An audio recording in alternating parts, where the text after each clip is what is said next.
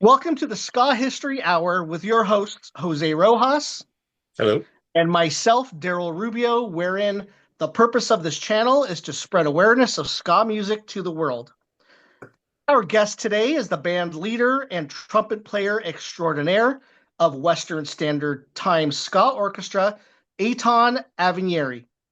Eitan, we appreciate you the time you took to speak with us, to share your stories and your music to the ska community. I'll start off with the first question here. I see your band started around 2011, 2012? Is that right? Yeah, it started All out right. actually as a recording session first, and then we became a band after that. Nice, nice. So you guys are actually coming up on like a 15-year anniversary, pretty much, right? Yes.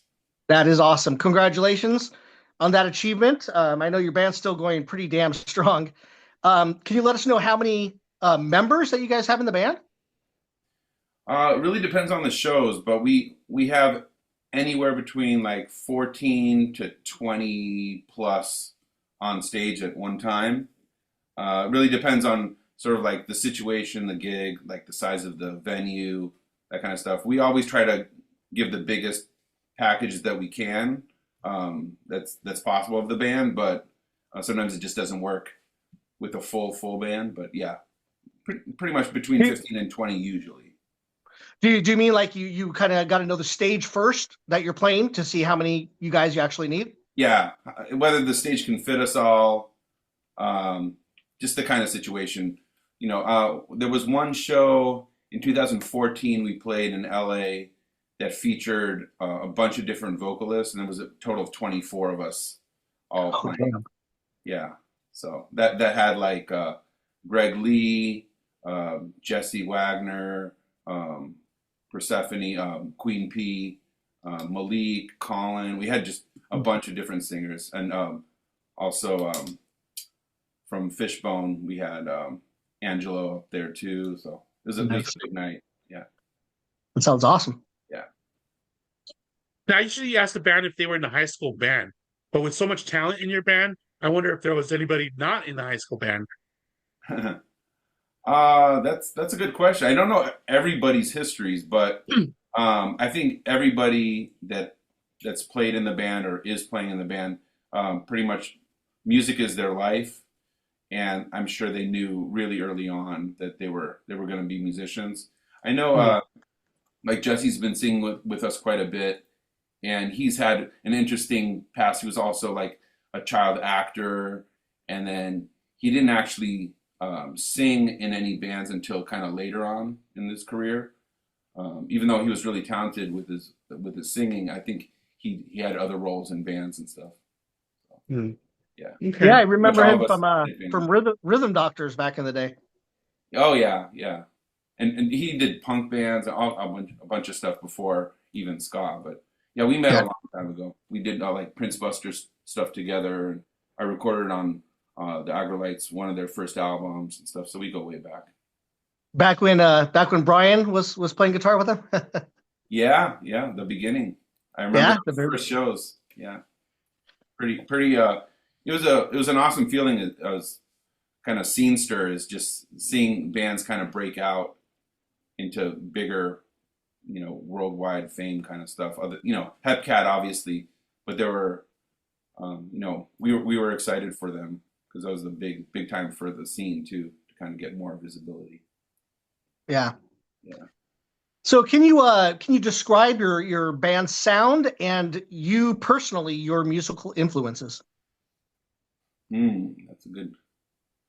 Well, I'll start with the band first. I'd say the band is a combination of 40s, 50s, 60s big band, traditional big band, like from the United States kind of thing, which obviously has like African roots and um, has its own history. But I would say it's that combined with sort of that late 50s, early 60s Jamaican ska. So it's sort of like the US meets Jamaica. Yeah, I think when we did an interview after that first session, Joey Altruda said if um, this was essentially like the lost album that would have been recorded if, the Skatalites were recording with like, some big band from the United States. So that's sort of the sound that we're going for. Yeah. That's awesome, man. And then, You're good company there. oh, for sure, for sure. That first session was magical, and I think because that happened, we started getting so much recognition and so many people reaching out from all over the world that were, intrigued by the whole thing and wanted to know more and wanted to book us in like Japan and Europe, and there were all these Brazil, all these people were like, we want to get you over here, that kind of thing. So it was exciting. Personally, my background is kind of a combination of a lot of, essentially black music from because my mom had a lot of records from like soul, a lot of 70s stuff, Aretha Franklin, kind of a lot of that like R&B soul kind of thing happening in that time period from my mom.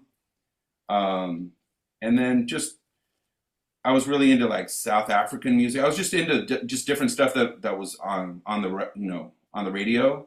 I was always kind of searching for what else was out there. I know it's much easier to kind of search out stuff on YouTube now, but yeah, it was like I wanted to listen like to music from Soweto and from South Africa, and then I like really loved like Middle Eastern music from different parts of the Middle East. I was super into jazz, really anything with horns. I was just kind of it sort of all built on itself. And when I first heard like traditional ska, it really spoke to me because it kind of had a lot of, it had jazz elements and it had African elements and it had Caribbean elements, and it just was sort of like it had it all in one package. And I was like, oh, this is really speaking to me. And I also really love reggae. So pretty much anything that came out of Jamaica, I've loved ever since I heard it, when I was a teenager. Yeah, I think one of the first bands that I kind of was introduced to, I think it was on maybe the Scarface album. I forgot what it was, but it was a band called the Rhythmatics from Santa Barbara or something. Okay, They had I'm not familiar. They had a lot of African influence to them. All of that mixed along with ska and big band. Yeah, you should check it out. I had to search for their album. They only made one album, but they're pretty damn good. Nice. Yeah, I'll check them out. I haven't heard of them. Yeah, I'll send you a link or something to it. Thanks. Yeah. Now, how does a Western Standard Time song get created? Does someone actually write the notation for each instrument on the music sheets, or because the songs sound well composed, Yeah, well, I guess it's changed a little bit since we first started the band, but the band actually started with arrangements first. So it was like a concept, and I had one of my close colleagues and really close friend, Benny Golbin, create 10 arrangements. We were teaching and working together, and I knew that he was really talented in doing transcribing and arrangements. So I hired him to create 10 arrangements of Skatalites covers. So they're kind of like the best of the best hits, like the ones that were the most kind of popular. And he made those for me, and then I sat on them for about 6 months, and then we ended up putting a recording session together for those 10 songs, and that's our first album. Those 10 songs, like Occupation and all the like the big hits, Latin Go Ska, all that stuff. And some of those were also covers that the Skatalites made into ska. They were kind of into doing that. They had a lot of original music, but they also changed. They really liked like TV and movie themes that they would create into like a ska rhythm. So I ended up sort of starting that way, where we were essentially just doing like arrangements of covers of the Skatalites, and that was sort of the idea of the band was to create a big band that did Skatalites music. It was like a tribute band, and then about 10 years later, we started shifting away from, you know, staying with that older music and just redefining it and changing it up into a big band. So we still write everything out because obviously for 15, 20 musicians, you have to know what you're playing. Otherwise, it's just total chaos. Yeah. So yeah, it's always written out. But as of about 10 years ago, starting during the pandemic, I started writing originals in that style. And the record that you have behind you, that's the Tombstone album. That's pretty much all original music. Most of which are original tunes of mine that I had arranged for the big band. And we also had like a 45 that came out with 2 originals that kind of got me thinking like, okay, I can actually put a full album out with our own music in the same style.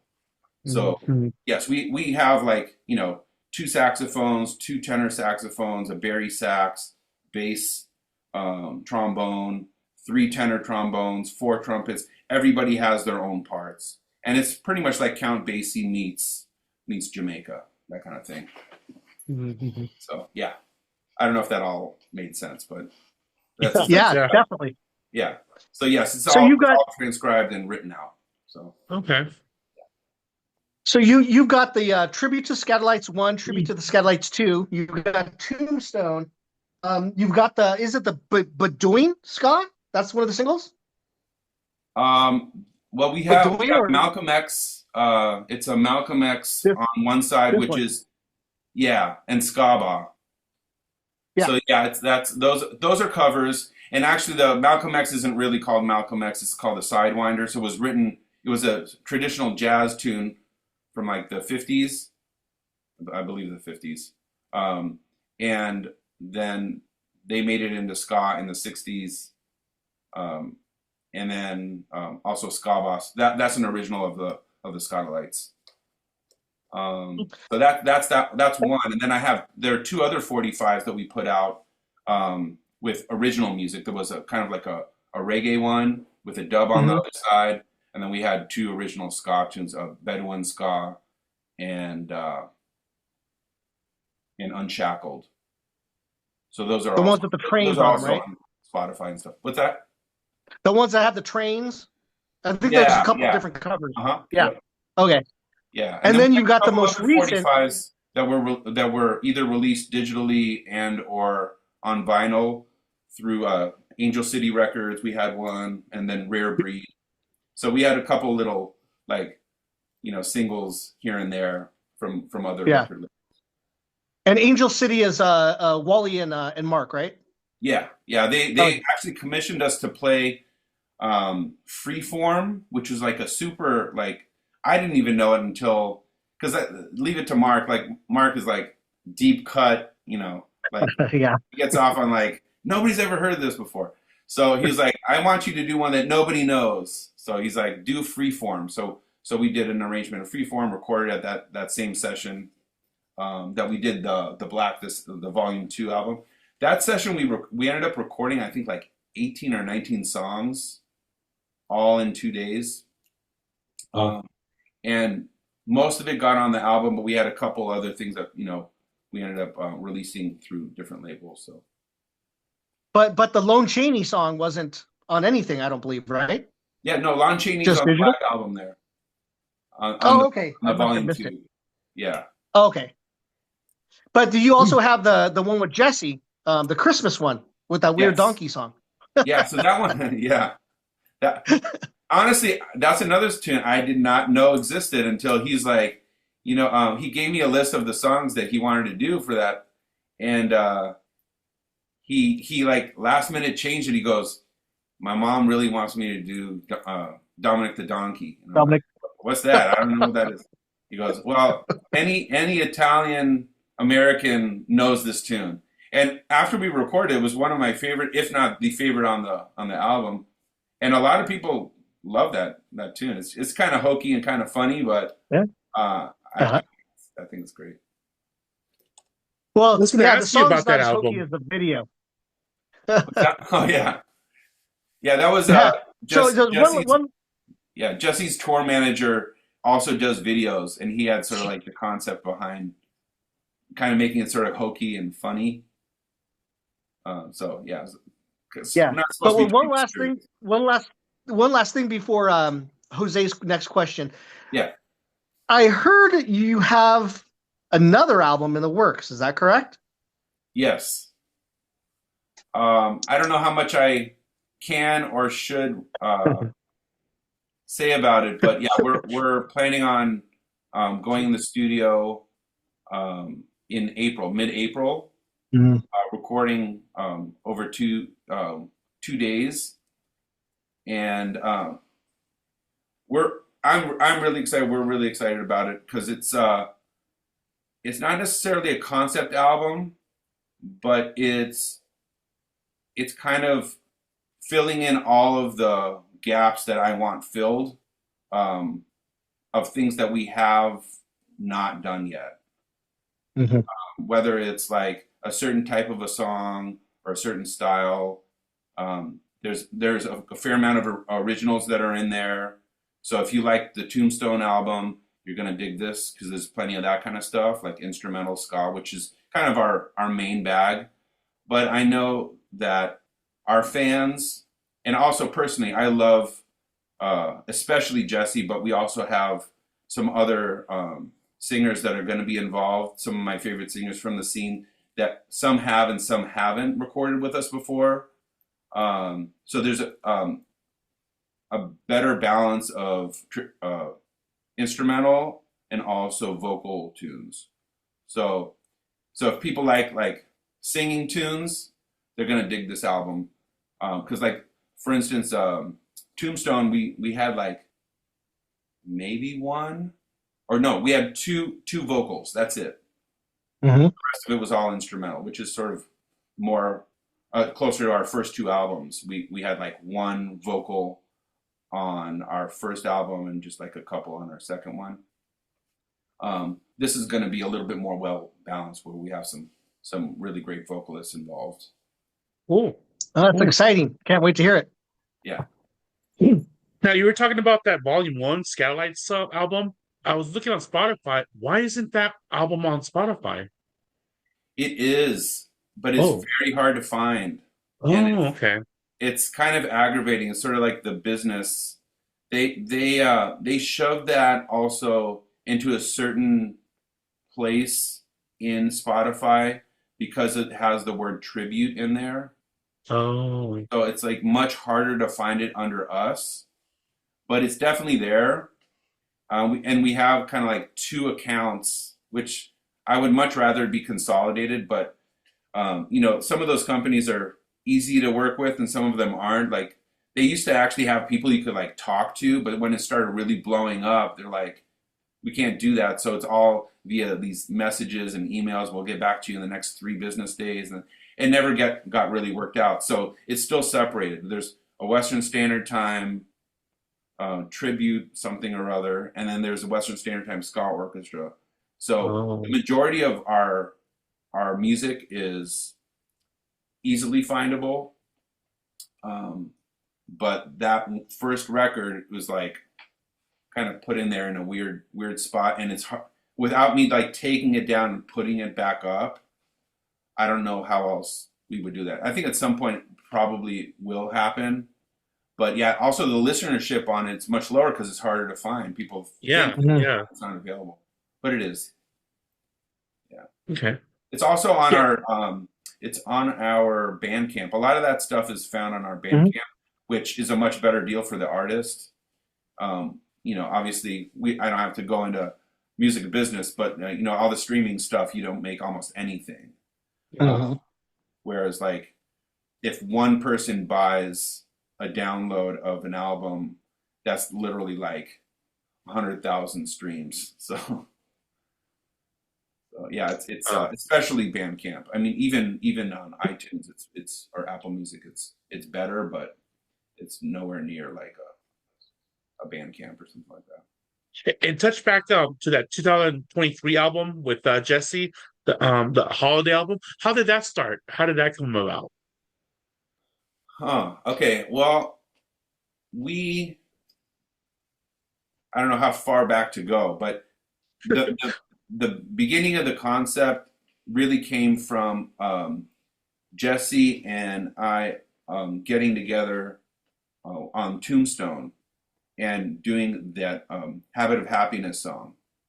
Okay. So the Habit of Happiness song was sort of like the first time where we experimented with the concept of sort of doing a like a Sinatra thing, where it's this sort of like ska meets like this crooner like Sinatra thing, right? Mhm.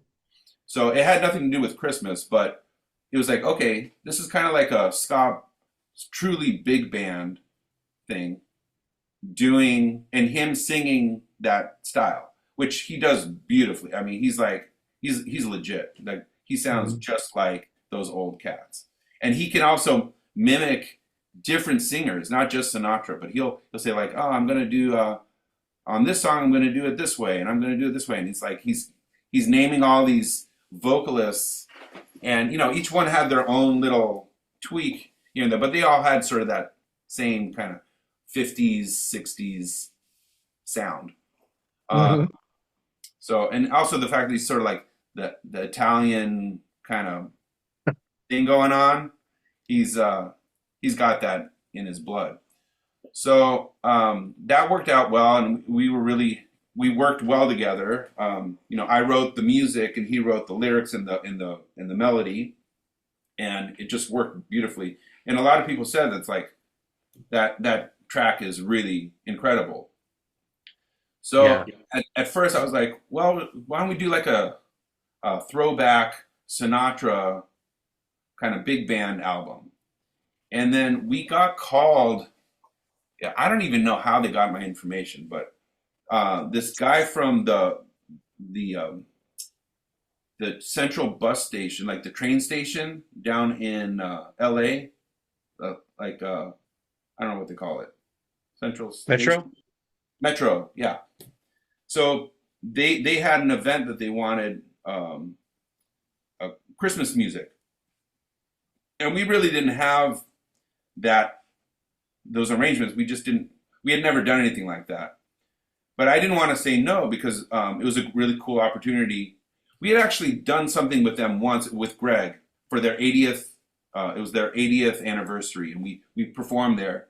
And then like a year or two later, that's when they hit me up, and I said, you know what? I think I could do it. We could do a mix of our music and some Christmas music. So I ended up looking online and finding like 5 original Sinatra arrangements, like the original from the recording session, like down to everything. It was, and it literally said like, this is Sinatra's arrangement. And Oh, so I bought those arrangements, and then I came up with like maybe another 2 or 3 instrumental Christmas stuff, and we just kind of threw this sort of pseudo Christmas um, tree lighting ceremony gig together. Jesse sang on it, and he killed it.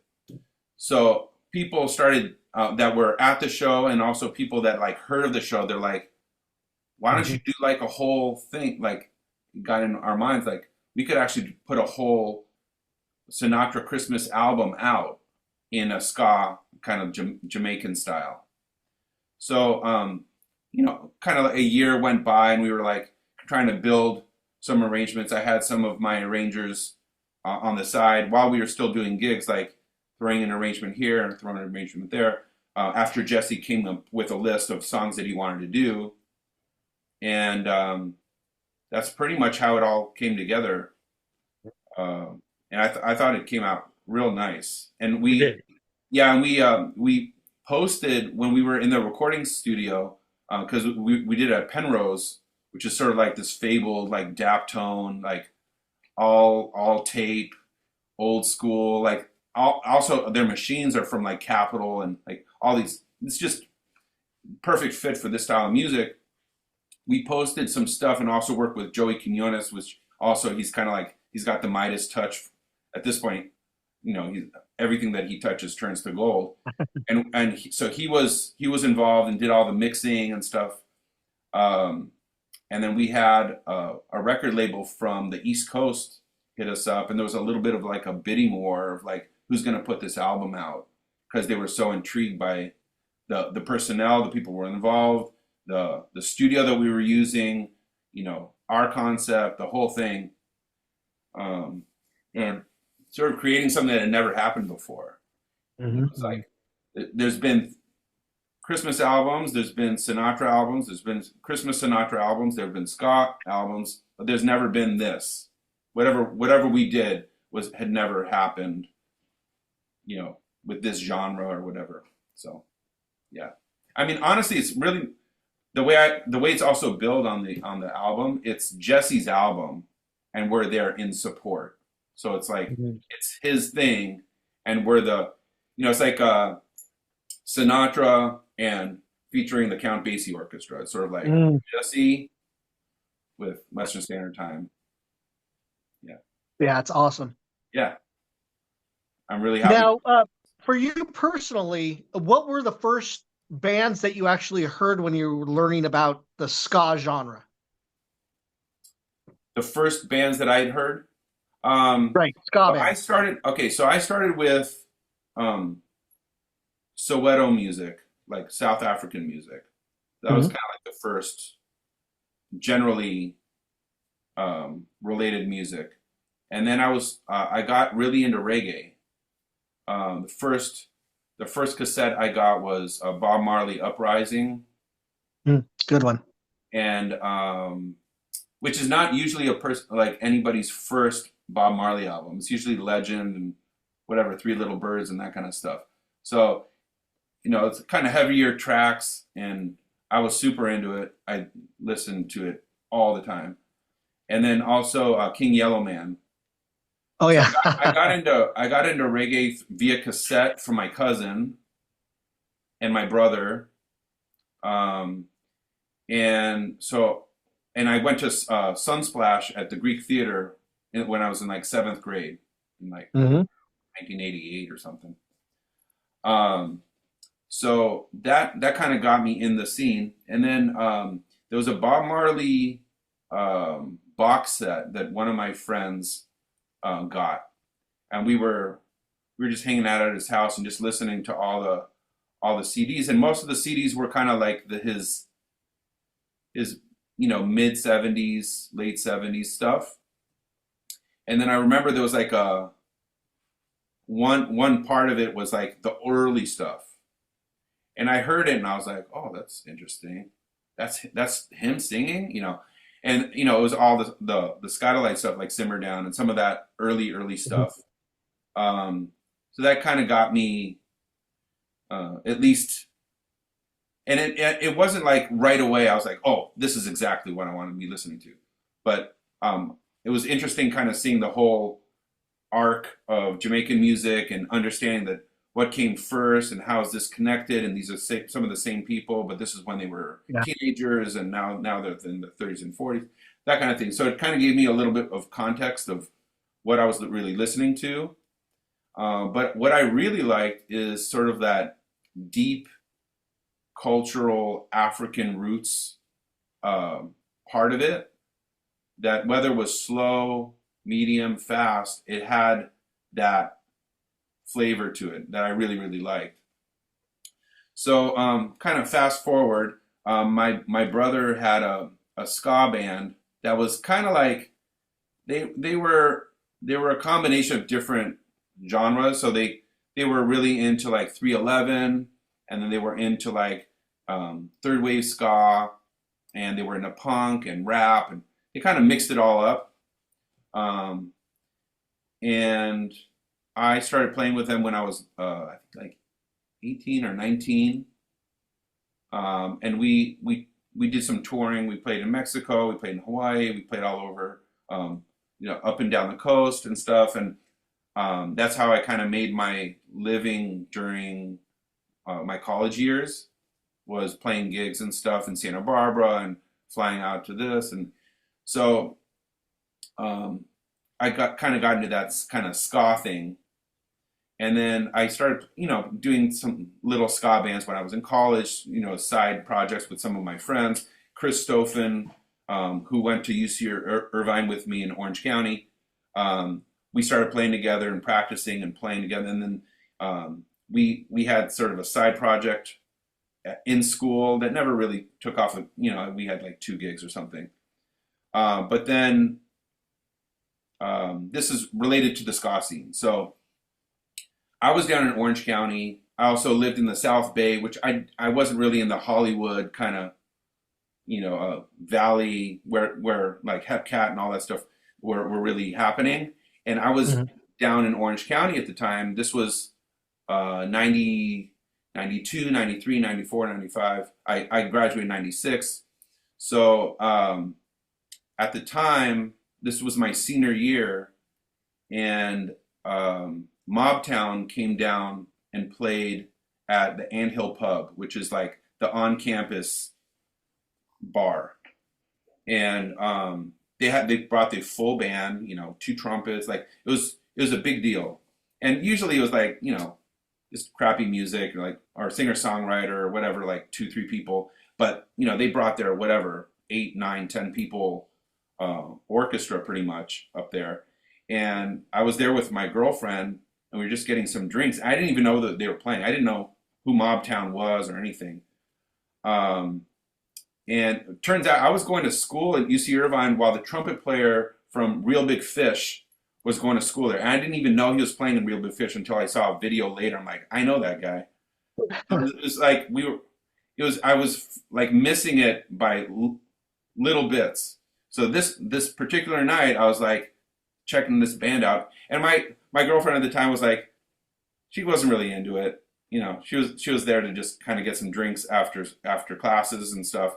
So she's like, I'm gonna take off, and I stayed there until like, I don't know, 12:30 or 1 in the morning, and checked out the whole set. I was super mesmerized. I mean, they're a great band, but also the fact that there were 2 trumpets. I was like, and I'm a trumpet player. I'm like, I was really excited, and I ended up talking with Robert, one of the trumpet players in there, and we got off really, really well. We kind of like both were sort of into jazz, and Amy, I think, was more of like a brassy, big sound kind of person, more mariachi kind of vibe, and he was more on the kind of like slightly quieter, more introspective kind of jazzy thing, and that's sort of where I see myself. And so we vibed really nice. And at the end, we didn't have cell phones or anything.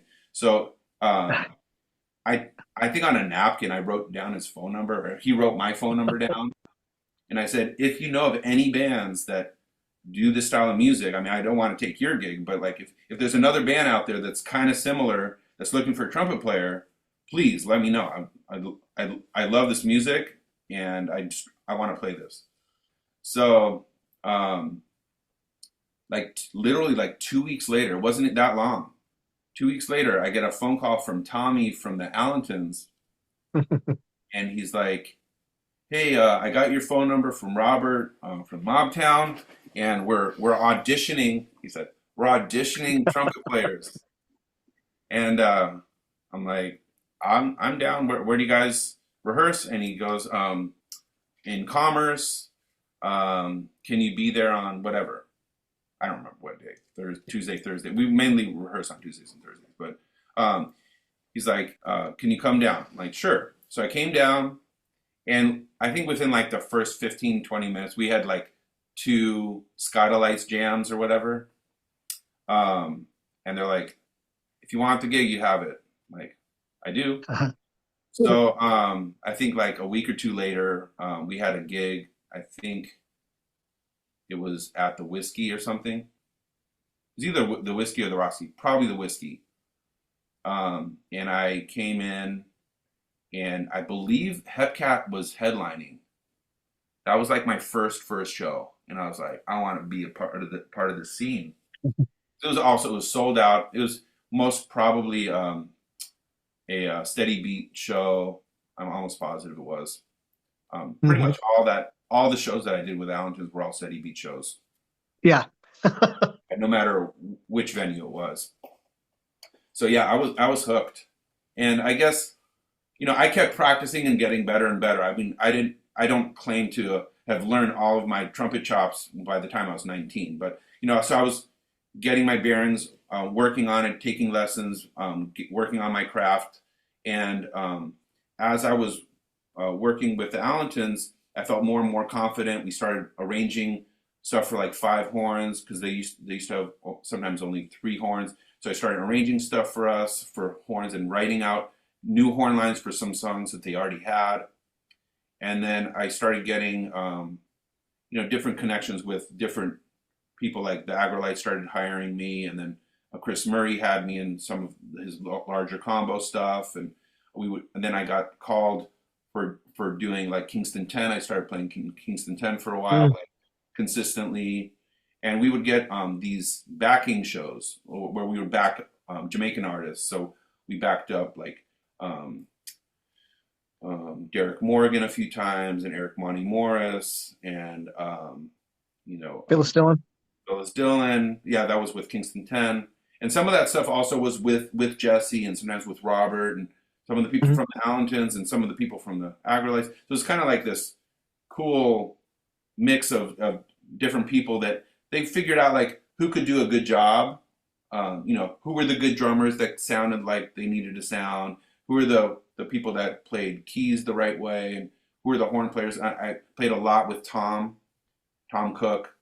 We were kind of like the inseparable duo with a lot of the stuff that was being put out, including the Acolyte stuff, and Rico Rodriguez, and a lot of heavy cats. So it was a pretty magical time. There was a lot of hard work, not much money, and a lot of blood, sweat, and tears. So It's funny that you bring up Robert, because we're going to have him on next week with Mobtown. Oh, nice. Oh, yeah. Robert, the trumpet player. Yeah. Okay, cool. I was also mentioning Robert Sotelo from the Allentons, and now Rise and all that. Oh yeah, we love Robert too. Yeah. Irie Beats. and Arise Roots. Right. Yeah. Yeah. I played with Arise for a few years too, and recorded and arranged all their stuff on their last album. Yeah. So I was involved with them too, which is fun. It's a whole different scene, that Cali reggae thing, but it was nice to do it with also people that I knew, because I also did some stuff with Tribal Seeds, which is kind of like a more well-known band, and played in bigger shows in front of more people. But I don't know those people, so I always felt like a kind of an outsider, substitute kind of person. Whereas with Arise, like I know Todd, I know Chris, Brennan, all the people in there. I'm like, oh, it feels like family, like Cheekies, and so yeah. It's like an offshoot of the ska scene, but exactly. Yeah. Now the band name, where did that come from? Which band? Western Standard Time? Yeah. Yeah. So honestly, it could very well have been called something else. I think at the time I was just trying to think of, especially because we started the band before it was really a band, and I didn't really have like a band mentality where I was like bouncing off ideas off of other people very much. So a lot of it was sort of like me, sort of like, what's going to happen? How am I going to do this? And at the time, it was like, what would be a cool, interesting name that would connect us to the Skatalites? Because we were essentially a Skatalites tribute band, big band.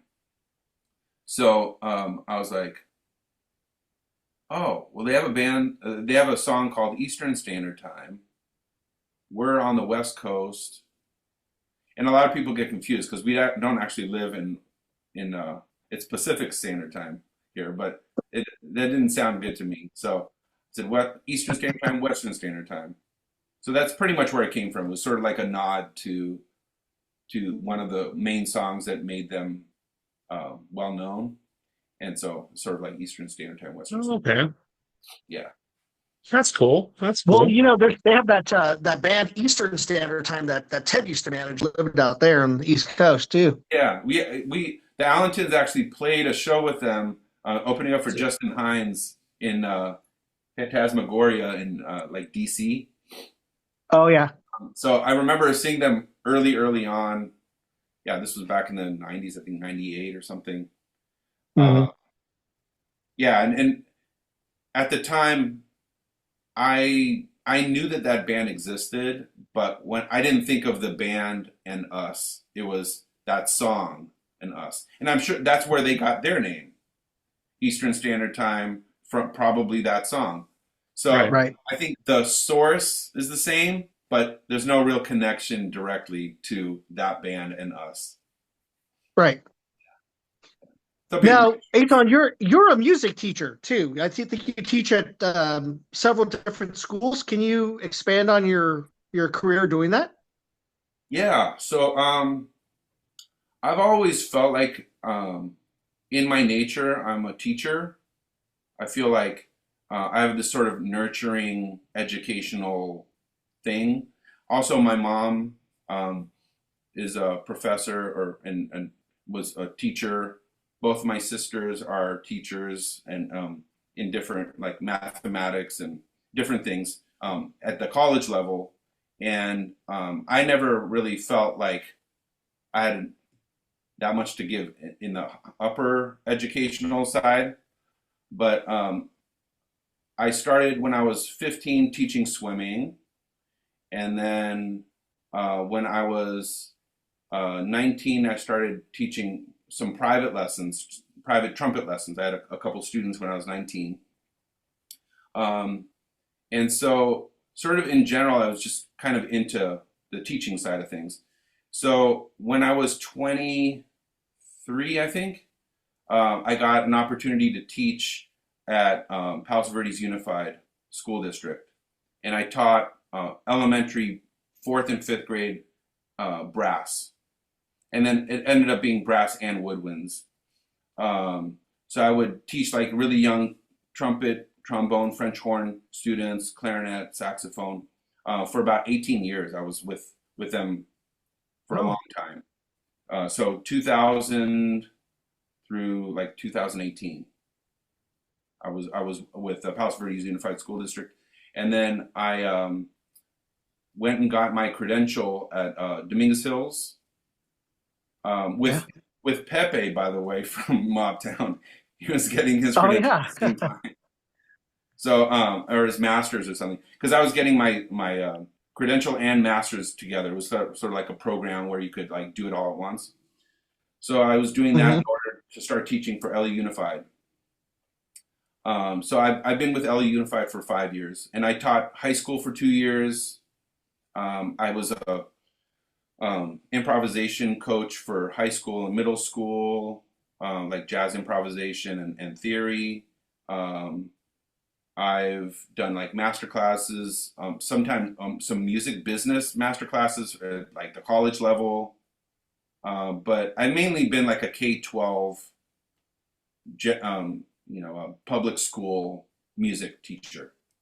So whether it's like a full-on band director with like a marching band, jazz band. Also, Brian Wallace was a band director for a while too, up in the Tuscadero. But now he was just Yeah. about that.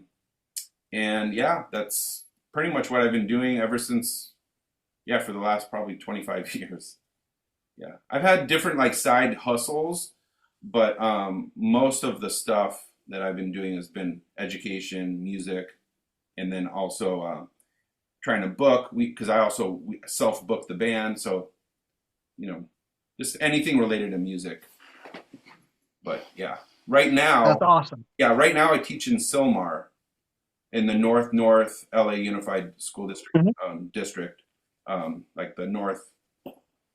They had northwest, northeast, but now it's just north. So that's where I'm teaching, and right now I'm teaching elementary school. Which at first I was like, and this is general vocal, which is totally not my bag because I'm a horn player. But when I started doing it, I'm like, I actually really like this. The kids are great, and I still get to teach music and share my love with music. And they learn about Jamaican music. I make them learn about it. So yeah. Yeah, you're just one city away from me where you work. Yeah, yeah. I just go 5 to the 210, It's all those schools are right there. San Fernando, Yeah. Silmar, like Hubbard, Yep. all those Hubbard. Yeah. Elementary. Morningside. Now there's Vista del Valle, which is a newer school, but that's up there too. hmm Yeah, Broadus. That's great, man. Yeah, yeah, it's Now, fun. back in It also gives me 2021. what's Oh, that? sorry. Go ahead. No, go ahead. It also gives me my summers. I also can still play gigs at nights, so it gives me some good flexibility.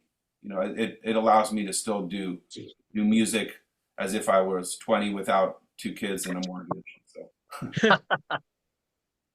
Yeah. I was going to ask, back in 21, Inspector came out with an album, the 25th anniversary album, and Western Standard Time came out with the song Araña Ska. Now, how did that collaboration start? what was also, I can't remember which part of the pandemic this was in, but we were in the pandemic. So this was all like, um, you know, email, just trying to, a lot of us creative people were like just itching to do something to not go crazy. So that's Mhm. why we recorded our Tombstone album and I recorded some of those 45s because we just like, we didn't want to just sit around the house. So just one day I got an email from Jesus, which is kind of like the mover and shaker. He's a sax player in that band. Okay. And I think it's Ariaga, I think is his last Arriaga. name. Hmm. Yeah.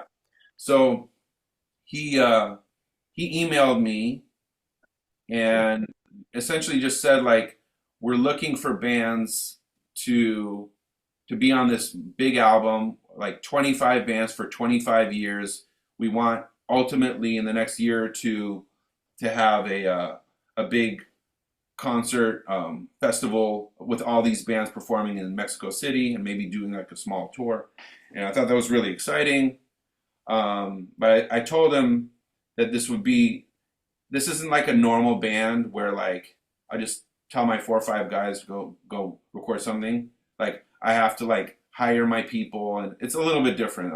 This is the not very glamorous side of the band, but it's a it's a business, and these people are I pay. I don't want to use and abuse them. So Hmm. if they give me a service, I give them money. So everybody is not mad. So um, so I told them like I have to have an arrangement done, um, and I want to have it done well, and then I have to hire 18 people to record. So he gave us a nominal amount just to offset those costs because I didn't feel, especially with the fact that I wasn't really making any money. None of us really were in music, that I couldn't just like front a couple thousand or $3,000 into a recording thing. So I was like, can you give me just a little bit of money so I can pay my arranger and pay the people that were going to require me to pay them? So he said yes, which I was kind of surprised because sometimes we got hit up by a couple other similar types of situations, and when I told them the situation where I couldn't do it for free for a compilation, they were like, okay, I guess I understand. But he actually really understood. He was like, yes, we can do that. And so I got my arranger to put it together. We ended up recording it all at our houses. Like Corey recorded at his studio. Then we had bass and guitar. It was all kind of layered. Oh. And pretty much the same way as Tombstone. We pretty much did like drums, then bass, then piano, then rhythm guitar, and then the lead saxophone, and then all the secondary saxophone. So we just kind of like all put it all together, and we just smushed it together, and then it becomes this song. So that's how that one was done. And then I had my good friend mix it and master it, um, and yeah. And it was kind of funny.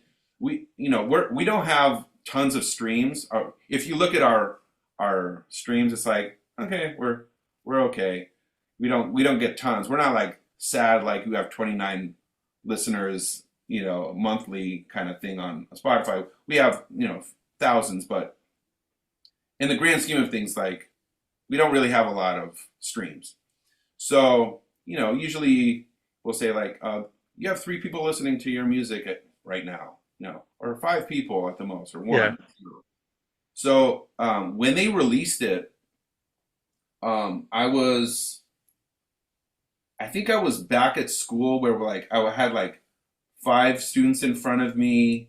Like it was sort of like we were just getting back into school, but we had to like not be. We had to do it via Zoom. It was really weird.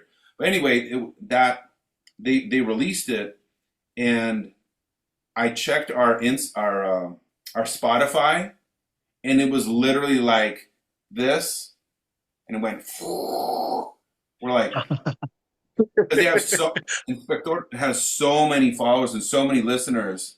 Yes. Like 686 people are listening to our music right now. That kind of thing. Like, Yeah.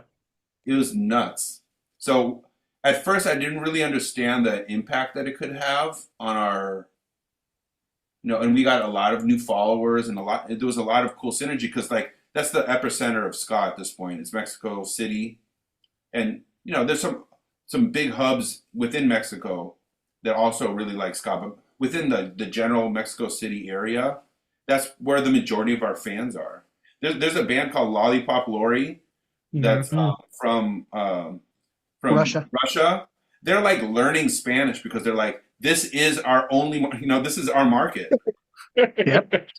So like they've been in Mexico for like a month and a half just touring, and like in Russia, I'm sure like they're hard up to try to find shows there because there's no scene out there. Yeah. But for us, it was kind of like that kind of like getting thrown into that Mexico City pile, and like it helped us a lot. Yeah, on Spotify, I see that you have a 400,000 plays on that song, Araña Ska. It's number one. Yeah, it's crazy. Yeah, that's our biggest one. Every once in a while, like right around Christmas, our Christmas stuff surpasses it. But for the most part, it's our most listened to song because it's on both our Spotifys. It's probably not their most listened to song, but for us, it's a big deal. So we're really happy that we were able to do it, and it's a cool tune. It's kind of like almost like a Spider-Man-ish theme. Like I understand why it's called what it's called. Yeah, in Spanish is spider, but it was a cool. I think he picked that song for us. He was like, I hear this as a big band one. I'm like, okay, yeah, and it worked well. Yeah. Now, did this lead to the Skullland show in LA in 2023? The collaboration with the Inspector? Yeah, we opened up for them, and the thing is, I think it was a missed opportunity. I think we should have, and I don't know whether they would have been cool with it, but we should have played that song at that show. Yeah, it would have been cool, but we weren't sure if like, not that we would upstage them because everybody was there to see them, but you know how like headliners don't want the openers to play the same song as them, usually. Yeah. But I should have probably asked ahead of time, but I didn't think about it. Yeah. Yeah, I was at that show. It was a good show. Oh yeah, it was fun. It was fun. Yeah. It's always exciting when you're playing in front of so many excited fans that have never heard of you before. Even though we were in LA, the scene is aware of us and not, because we've done a few of those types of shows with like more of like the ska core stuff from the punk scene and the Latin ska scene. It's cool though because some of those promoters do a really good job of trying to cross pollinate because they know that we have some draw that could pull into their crowd, and they obviously have a crowd that we don't really pull from. So it's nice that they're so inclusive. Yeah, I think they've had like the Legions and Los Agrios and some other bands that play a different style of music along with the ska core. I mean, from the things I've seen with Evacore and those guys that do that, they try to mix it up. Yeah, and I know they've had the Steady 45s pretty regularly, and then also Delirians when they were playing more. they were on those bills pretty Hmm. often. I remember playing with the Delirians Right. um, at one of those first ones where it was like in a big parking lot. It was, yeah, probably in front of like 8, 10,000 people. The Toasters were also there too. So yeah, I've played my my share of ska shows over the years. Now, where outside of California has Western Standard Time played? Well, we headlined Supernova Ska Festival in um, Virginia. Hmm. So we played there. We played Victoria Ska Festival in Canada twice, might be even 3 times. I played there 3 times, but Western Standard Time played there twice. We had a European tour in 2016 where we played a couple festivals in Germany and played in the Netherlands and Spain. We played some shows in Spain, Barcelona, and um, a couple other cities, Madrid, some other spots. We also played in Switzerland. So, we had a European thing going on. Um, and we played Mexico City 3 times. Nice. We played Tijuana. Trying to think. Oh, and then like Albuquerque, Denver, Seattle, Portland, San Francisco. Where else? San Diego, Santa Cruz. You know, places. And this is with most of the band? Like most of the players are able to tour? All of the players, some of them not. It really depends, because like, if a promoter wants the band really badly, but they don't have the funds, we try to get creative. Like if they give us 10K, sure, I'll fly everybody out. Everybody gets a hotel, it's all good. But if they're like, we got $2,500, but we want you to play in the city, it's like, okay, flights are $600, $700 each. Blah, blah, blah, blah, blah. No, that can't happen. Mhm. So you have to get creative. So some of them, we've only had a few of us travel, and some of them we've done with everybody. So yeah, it's kind of a mix. When we went to Europe, we flew out 9 of us. So, and that was plenty expensive. It was like $1,100 Yeah. a flight. So then we had to rent also two sprinters because we don't fit in one sprinter. So double gas, double tolls, double drivers, double everything. Double trouble. Double trouble. Yeah, they say the way you become a millionaire as a ska big band leader is by starting with 2 million. Yeah, it's always a loss, man. Totally. So, but it's I can't think of a better way of existing as no with this band has blessed me in big ways. I feel like my Mhm. life is much richer having it. So Right. Now that album with the tribute to the Scatolites, you worked with Greg Lee, with the great late Greg Lee. Can you tell us about it? How it was working with them? on our second album, Yeah. yeah, well that was kind of the beginning of our relationship. We didn't really know each other all that well. I mean, I knew of him. He was sort of like bigger than life kind of for me. Sort of like he was in the green room backstage when I was the opener. I didn't really have contact with him. I loved their band. So it was sort of like a pie in the sky kind of a thing. Like, would you be interested in singing with the band? That kind of thing.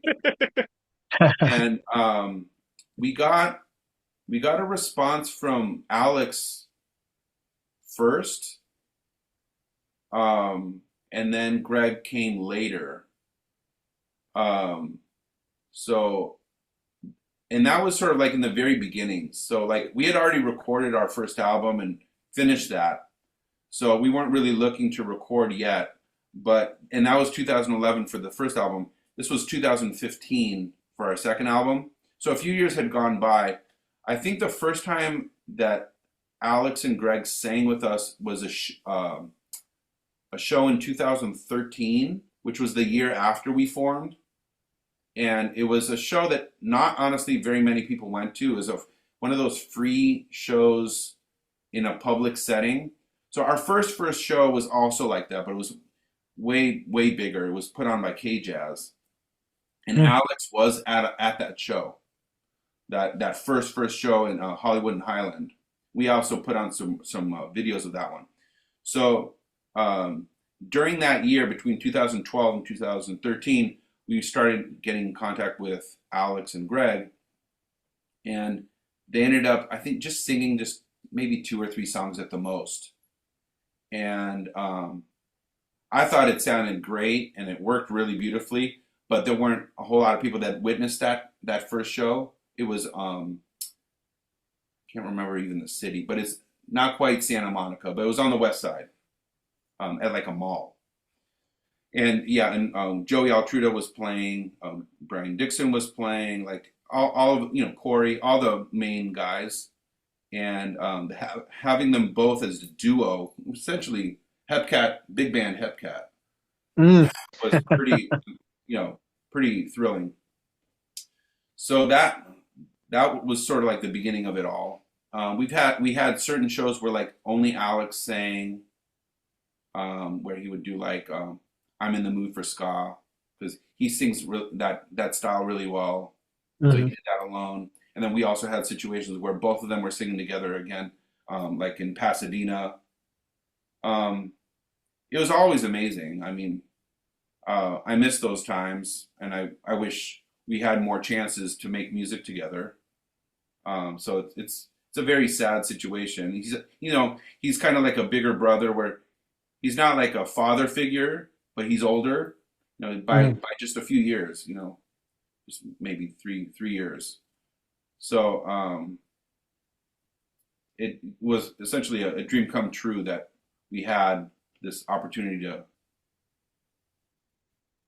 with a band that I really admired, Hepcat, and one of the main reasons why our band even existed was because of their legacy. And I think also the Allentons necessarily wouldn't have been a band without Hepcat. So it was all kind of like goes back to them. So it was always a blast, and yeah, I miss it. And we had probably 2013 to 2000, a good 6-7 years, mostly on, but a little bit off, with Greg singing with us, recording with us, traveling with us. He did the European tour. He did all the stuff in Mexico City and Victoria, and I mean he did the traveling thing with us, but also recorded with us. So there was a lot of good memories. And to piggyback off that question, can you give us some type of remembrance of Greg, rest in peace, about your time with him, and something funny, maybe some great memory you have of him? Yeah, there's so many memories, but there was one time when we played our first show in Mexico City. This was part of our tour to go to Europe. So we flew out to Mexico City, did our show, flew back to LA, and then flew out to the Netherlands. So it was like all kind of like one world tour-ish. And the organizers of the festival had us, just him and me, fly out like a day or two before everybody else, which made me a little nervous, because I was like, I'm usually the person that makes sure that everybody is like organized there. So I was like, well, but Brian Wallace did a great job of organizing the people that were there when they were flying together. But I also had people flying in from New York and Texas and all these different places. So it was logistically very nerve-wracking, because it's not a big enough thing where I'm I hire somebody to do all that stuff. It was all my responsibility. So the concept of me flying out separately made me a little nervous. But anyway, so he and I flew out from LA to Mexico City alone, and we ended up doing some sort of like PR stuff, some like interview things together, which was cool because we got a chance to hang out just one on one. And we also did some like record signings and stuff like that because that was in support of our volume 2, the WST Black album. So nothing in particular. It was just kind of an incredible couple days of just traveling and eating and kind of also soaking in the stardom that he had, especially down there. I mean, I'm sure there are other places, and we witnessed that also in Europe, where people just kind of worshipped him, Mm-hmm. and just to kind of witness that firsthand. Because at the time I wasn't really known, because the band wasn't really that well known, and it was still a little bit earlier. At this point now, when I go to Mexico City, like there are a lot of people asking for my autographs. It's a little bit more of that thing that he, I think, experienced. But everybody wanted to take a picture with him. Everybody wanted to have a signature, and he was always really, really happy to do it, and I think enjoyed the not so much from a selfish standpoint, like look at me, look what a big deal I am. It was more kind of like look how much joy what I've done has given to all these people, and how much they appreciate it. It was a little bit more of like a thankful kind of vibe that he was giving off, which was really nice. He was very humble. Yeah, he's a great guy. I mean, when I was a kid, when first getting to ska, I was lucky to have Hepcat play in our backyard in '91. Oh wow. And then we got to know him later on. We were doing the Steady Beat movie with him as well, in there as well. And he's just, every time I met him, he's just been a great soul. Yeah. He's just a great guy.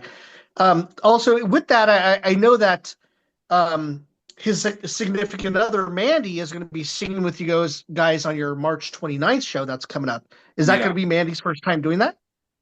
Well, she sat in at this, and this was really freshly right after he passed, which was kind of not the easiest question for me to ask, because we wanted to somehow pay tribute to him, but we also wanted to be sensitive to the fact that this was like this life-changing, life-altering, horrible event for her. So, but I think it was very cathartic for her, because I think she had wanted to sing with us for a long time, and this sort of was an opportunity to connect with him, because he had done it with us, and now she got to do it. And I think it was even her birthday or something. It was like on her birthday, when we played at the Regent, with Out of Control Army and Steady 45s. We were doing a show at the Regent, and she just came up for like a tune, to just get up there and sing with Jesse. So we did Bobby and Joe with her. Mm. But It's a great song. Yeah, and we did that with also with Greg a lot. So it was sort of like, I don't know, it felt really, really awesome to have her experience what he experienced, sort of like as if she could know him even better than she already did by experiencing something that he experienced, kind of thing. But the show that's coming up, this is the first chance or first opportunity for us to sing, her to sing with us as a featured solo singer. So like we've done with Greg, where we say Western Standard Time featuring Greg Lee, or Western Standard Time featuring Jesse Wagner. This is the first opportunity where she is our singer, period. So I know she's very excited. I'm very excited.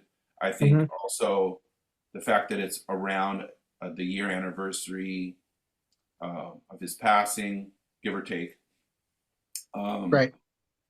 I think it'll be a really great show, and it's also songs that either she has sung in other bands, but not in this way, and other songs that she hasn't sung, and she wanted to sing with us. So Oh, that's amazing.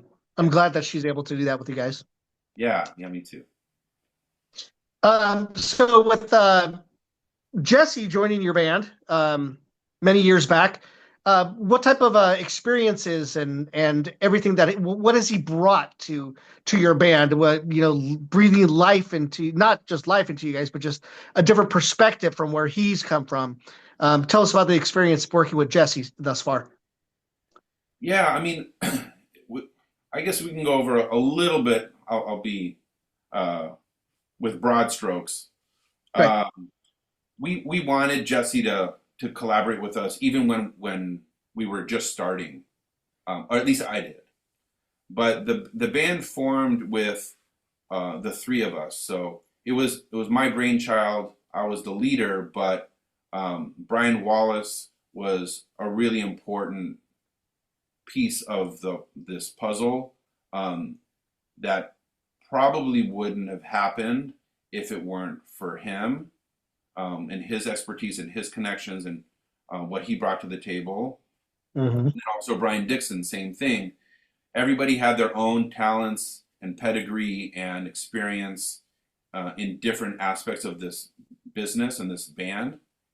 And so we were once we the three of us were together, we were making a lot of decisions as a three-piece unit. It wasn't just me like this is happening. Like we would talk about things and see how things would work. And I think at some point it was pretty clear that Jesse was not able to sing with us when Brian Dixon was involved with the group intimately because of the Agrolites and some of the politics of how he left the band. And I don't want to get into all that, but there's some gory details that I don't want to get into. But it was a fresh wound for him, and I think at this point everything's copacetic, but at the time it was all not cool. So the idea of having him involved, even though it made perfect sense because there were only so many great singers, Chris Murray, Greg Lee, Alex Mm-hmm. Dazaire, Jesse. That was pretty much the whole of it. Colin Giles. There are certain people in there that were like obvious choices. Jesse was definitely one of them. And to be perfectly honest, I enjoyed Jesse's pure singing the most out of really anybody in that pool. If I were to have to choose, everybody has their own style and everything, but Jesse also is very versatile. He can kind of do it all. So that was really attractive to me also because he had kind of a little bit of a jazz background Mm-hmm. that was really natural for him. And that's essentially what we do. I mean, not one of the first, but the first vocal tune that we ever did was I'm in the Mood for Ska, which is I'm in the Mood for Love, which was essentially a jazz tune. And that's the one that Alex Dazaire also sang on. And Alex did a great job. Mm-hmm. He's also kind of that same school of singing. And so in my mind, I always wanted Jesse involved. And Jesse, at a certain point, I don't know which year it was, he was pretty much like, I don't understand. Why are you not?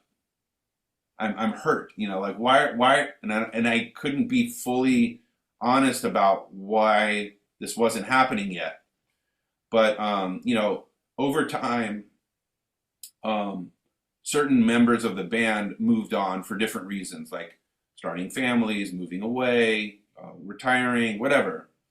And Brian Dixon essentially under really positive situation. It wasn't like anybody was upset or anything, but he had met a woman that he's in love with. They got married. They're having children. He doesn't really do music anymore, and he's got his whole new awesome life up north Mm-hmm. in the Seattle area, Tacoma.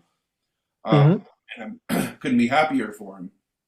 So, but that kind of gave the opportunity of like at least having this conversation about having Jesse involved. So Right. it's just sort of, it worked out. The timing was right, and it's not like Jesse was waiting in the wings like, that's all I want to do. I mean, he's had his own amazing career collaborating with tons of people, and Agrolites are still going strong as ever.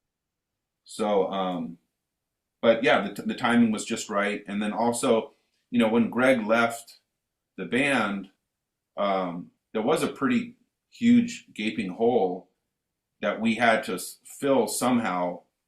And for me, it was like, it's like, there's no other choice, that Jesse is the answer to keeping this band moving and keeping us fresh and relevant.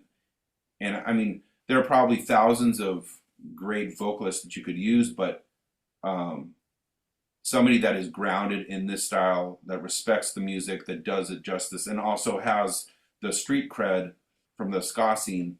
It was like it couldn't be any other person. So, and I'm super happy that he still wanted to do it, because there's a certain point where somebody would go like, you know what? No, I tried for 4 years and you didn't. He could have been that too, but he was really happy when I said, hey, what do you think? He's like, absolutely, I've been wanting to do this forever. So it was great.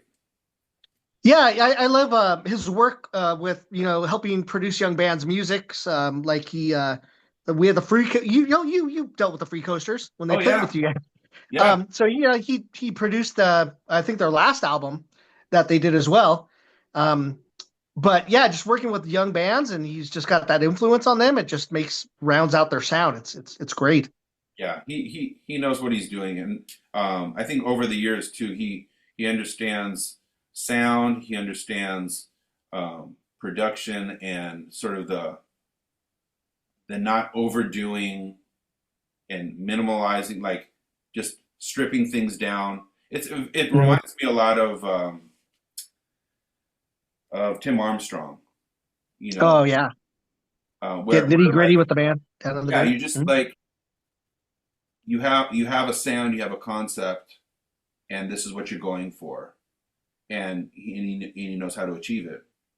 He had to do it with the Agrolites too, and not that he was making all the decisions, but he was involved in a lot of those decisions.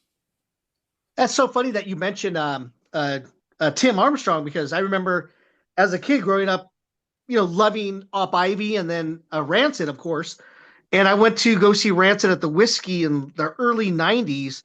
And I got there early, and Tim was outside and came up to me and asked me, hey, you got a ticket for the show? I said, yeah, I already got my ticket. He's, oh, yeah, because I'll get you in if you need to get in. So this guy's so damn cool. I was just some stupid kid. Yeah. He didn't have to talk to me or anything. But later on, after, I was doing Stiff Dog and stuff, I knew some of the guys from Epitaph. So I went over there, and he actually asked me about some of the artwork on what I thought of it on the new Rancid album that was going to come out. I said, this guy, just the nicest guy ever, it's just great. And Jesse seems like that type of guy to take the torch on and just help people out and just spread the love of, music. It's great. Yeah. Now we're going to talk about, Jose's, doesn't have any more questions. He told me, but the Allentons. We're going to talk briefly about your time with the Allentons, and working with Luis from Steady Beat for all those years. But he also toured with you guys, the Allentons, back. It was like 96, 97. Yeah, I think. Right.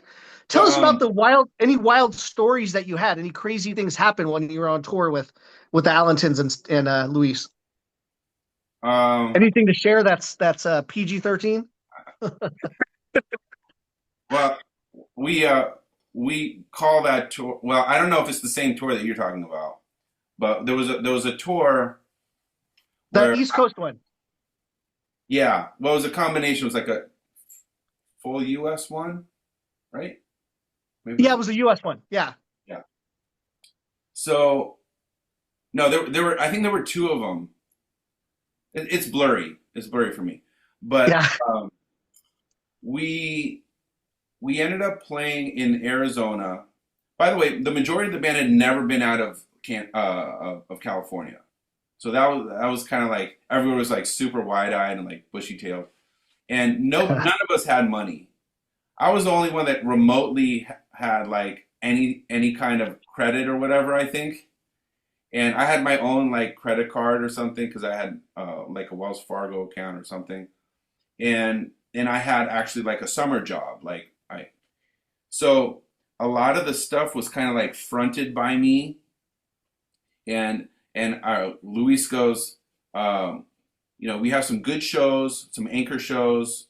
We're going to be playing Phoenix, and then there's going to be another really good one in Oklahoma or whatever. And so he didn't travel with us yet. He was like going to meet us there or something. So we drive out to I think it's Phoenix, somewhere in Arizona, Phoenix, I think. And we're on our full tank of gas. We get there. I think we fill it up once. We show up, and the venue. Somebody at the venue said, "So where were you guys last night?" And I'm like, "We left. Like, this is our first show of the tour." He goes, Oh no. "Oh, you guys were supposed to play at blah blah blah last night," and we're like, "No, we weren't. We didn't know." So we're like, "All right, this is weird." So we ended up playing the show, and it was and there was an opener. It was like a 4-piece opener or something, 3-piece opener, and we had like 5 people in the crowd. And this was one of our anchor shows, and we like pretty much didn't get paid. I don't think we got almost anything for that show. And I was like, this does not look positive, you know. So we had this like really like important talk, and I'm like, I've already spent this much money.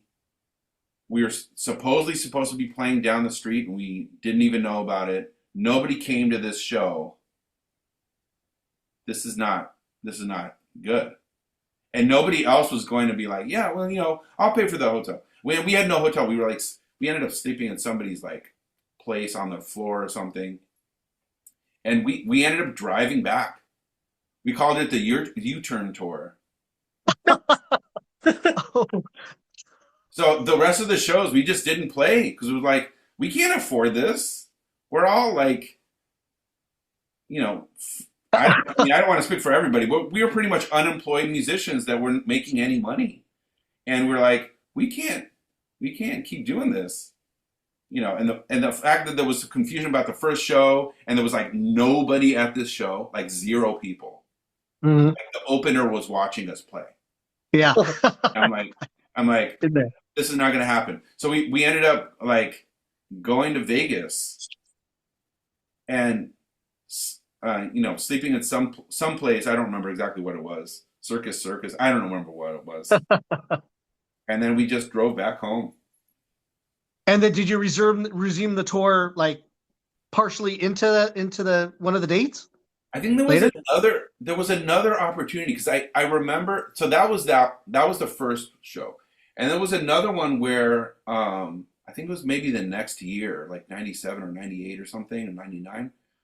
And we went to the East Coast and flew to like New York, or I remember we played a show in New York. I remember that. But then I had to leave because I couldn't get away from I was a lifeguard. So like I had to go back to my lifeguard job because it was like that's how I made my money during the summer, and this tour was not going to pay me anything. So they ended up kind of continuing on. So I wasn't actually involved with some of that other stuff. I think they ended up playing like Denver and some other cool places. Yeah, that's okay. So that was one tour, and then the other one was we also played Arizona, and then we drove. We had like our next show was in Chicago with Deals Gone Bad or something. And that was a really good show. But we had like literally like a day and a half to get from like Phoenix to Chicago. What? That was our Wow. routing. How is that possible? I drove. Okay, so this is another funny story. So we finished our gig. It was either, yeah, I think it was Phoenix. What's the other city that's right next to Phoenix? Not Um, not Tombstone. Tacoma? God, what is it? Not Flagstaff. no. Tampa? Um, No. Was that No, that's Florida. Tempe? No. maybe Tempe? it could I'm be. not sure. So, anyways, obviously this was like 30 years ago. So I don't know, 20 years ago. 25 years ago. So I'm like I'm good to drive because I was like the only sober guy. I don't think I had any. I had like a beer every once in a while, but I wasn't like a drinker. Everybody else was sloshed. So uh, Robert was super faded, and he fell asleep. He fell asleep in like the second part of the van, and we had our because it was really hot. The windows were open, and so and Lee, the bass player, was already passed out, sleeping, in the back of the van, and we had our windows open, and Robert just hurled like you know threw up, and it splashed Lee in the face, and he woke up and he was like, "What is that?" And I'm like, beer vomit all over him. But we couldn't stop. So it smelled like vomit for the next, like, whatever, day and a half. And so I drove all the way through the night. Sun came up. I think I stopped driving at like 9 or 10 in the morning. I literally drove for like, I don't know, 8, 9 hours straight in the middle of the Wow. night.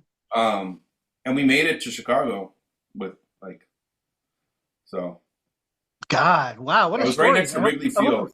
But I yeah, hope that was, Robert or Lee don't hear this. yeah. Anyways, that was a pretty funny story. But I don't Yeah, remember. that. I don't remember. Maybe I just don't remember. But I don't remember Luis being there. At least not yet. Maybe he like flew Oh, out and met with the band once we got to whichever city. But I couldn't do the whole thing. right. I Yeah. think we played Chicago, and then we played Detroit. That was fun. Mhm. And then we played New York, and then we went all the way down to like Virginia or something. Played some festival that nobody came to. There were a lot of duds, honestly. We played a record store with like no Mhm. people in there. We played another venue that's like had like 20 people in there. It was a really big place. Like this is not going very well. But then we also had some good shows. The Deals Gone Bad one, Chicago was really good. The Detroit night was super cool. Um, and yeah, I can't remember the New York one. We played with a couple like fairly well known bands. I can't remember off the top of my head. Same type of bands like that you guys played? Ska, but Or more like pop ska kind of thing. okay. Got Regatta 69. Oh yeah, yeah. Yeah, I think they're from Philly. yeah. We ended up doing some kind of like a ska night in New York. And we Yeah. ended up sleeping in. I haven't thought of this in forever. And then we ended up driving across and sleeping in New Jersey at some person's house. I don't remember whose house it was. And then we drove all the way down the coast to Virginia. And then and then I had to leave at some point. I don't remember which Mhm. city I flew out of, but I was like, and they knew ahead of time. It wasn't like I'm leaving. It was sort of like Right. I can only make it up to here, and then I have to fly out. And then we Right. had enough It's not horns. like this sucks. I'm out of here. You guys are on your own. Yeah, I yeah. got a job.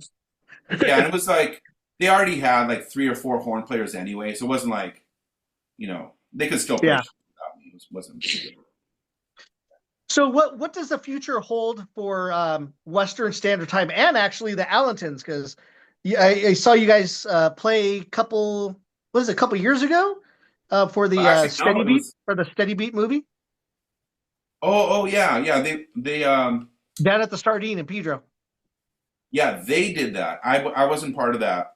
Oh, you weren't there. Oh, Yeah, but they did. They videotaped Western Standard Time performing at the Lodge Room, and then I thought you were talking about the Allentons opened up for us at the Lodge Room again yeah, this last winter right. in November.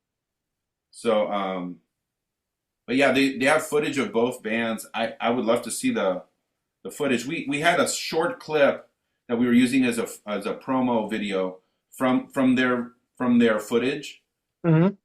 Yeah, I don't know. I have a bunch of videos from when I of course saw Western Standard. I don't know how many times I've seen you guys, but a lot of the stuff I have a lot of videos. If you ever want me to send you anything. Oh yeah, I love that. Always Yeah. great footage. Now I'm not sure if you're aware of this. We the Ska History Hour, our thing here. We have a collaboration with Ska Box. Are you aware of Ska Box? Yeah, yeah. We played up in San Jose and we met them. Oh, okay. Yeah, Cassie up yeah. there. Okay, yeah. So we have a collaboration where, like, at the end of the month of every month, we give away a Ska Box for just people tuning in, listening to the interviews and all of that stuff, and then of course following us and Ska Box on our different social media sites. Nice. Just wanted to let you know that's something that we do here as well. Yeah, that's awesome. Yeah, they're great. Now, I know we've gone a little overboard here, which is great. I love that. But I've got a question. So, what is there anything else that you want us to know about the band, about you personally, about the Allentons? Anything coming up for Western Standard Time besides the new album? Anything with the Allentons? Anything you want to let us know? Yeah. Well, I know that we're already planning on going back to Europe, which is very exciting. 10 years later, we were there in 2016. And we're planning on going back to similar areas in 2026, right around the same time, which I'm really excited about. I also have family out there that I haven't seen in a while, so it would be great. They went to the shows that we played back then, and it would be great to experience that again. Yeah. We have Have them come out and watch the band. Yeah, they did that last time, and I'm sure they will again. And we have a lot of fans out there, and we've been asked many, many, many times, when are you going to get back here? When are you get back here? And it was always this maybe, but at this point, it's almost certain. We have like 3 solid dates, and we're working around it. And I already asked my work if I can leave, so it's looking good. And then we also have a couple, our album should be out by then, our new album that we're recording next month. So that should be out by the 2026, probably late this year. And then 1 or 2 of the tracks off of that album are also going to be,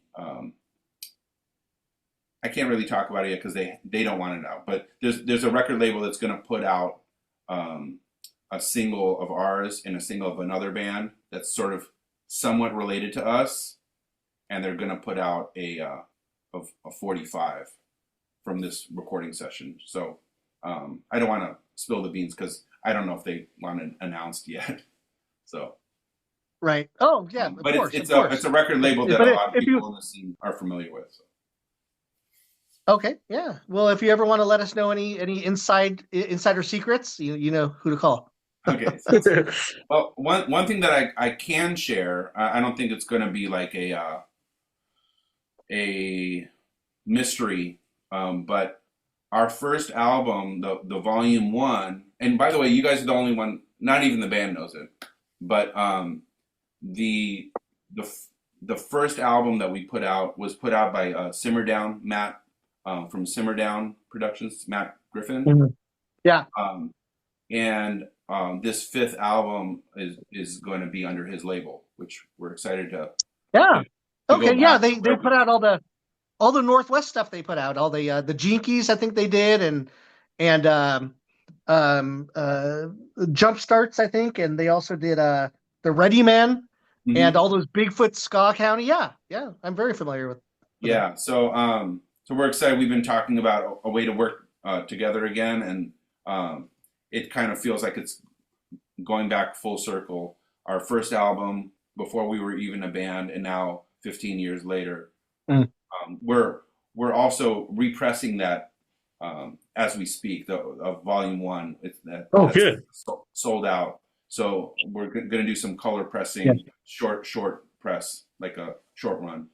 Are you gonna throw in the free CD with it too, like you guys did with the first pressing? Oh yeah. If that's what he wants to do, I'm not sure. Are people listening to CDs again? Oh, I was just showing Jose my whole ska collection of CDs and records. Yeah, I have tons. People still ask. We put out CDs on our volume 1 and volume 2, but we never put it out for Tombstone or the Christmas album. But. Yeah.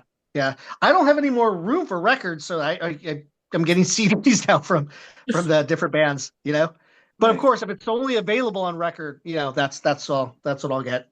Yeah, at this point, that's what all we're looking for. Yeah. Yeah. So hang on after we end the thing. We just like to talk to you a little. Yeah. After that, but we want to thank you very much for your time, sharing your stories with us and getting candid. We appreciate that. Spread the word of anything, of our show, of Ska Box, anything like that, and let us know of all the great things happening with you, Western Standard Time, and the Allentons. And you take care of yourself. We'll talk soon. Yeah, thank you. Thank you. Hello, Skankers. Jose here, aka Skanking Force. Will you like to win a free Ska Box?